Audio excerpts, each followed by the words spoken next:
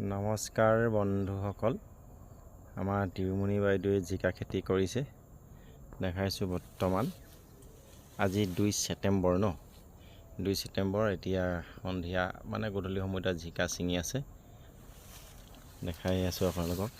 এয়া জিকা লাগি আছে গছত, লমে জিকা লাগি আছে, দেখাই আছোঁ।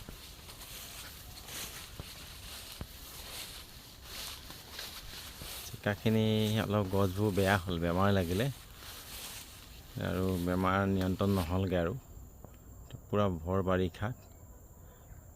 গতিকে ইমানতে এইখিনি শেষ কৰিমগৈ আৰু যিখিনি লাগিছে লাগিব দিছোঁ।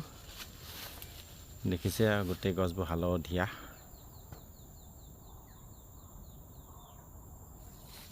কেনেকুৱা লাগিছে ক'ব, কমেণ্টত জনাব। বিলাক এনেকৈ লাগি আছে, একদম পূৰা য়েল্লো হৈ গ'ল গছবিলাক। এইবুলি বহুত বৰষুণ, দেখিছে কেনেকৈ লাগিছে, পূৰা লাগি আছে। ছিঙি আছোঁ এতিয়া বৰ্তমান।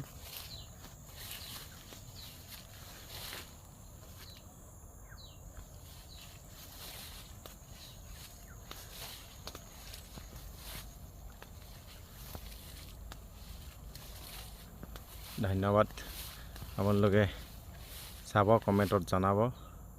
ভাল পালে লাইক এটা কৰিব, পাৰিলে শ্বেয়াৰো কৰি দিব।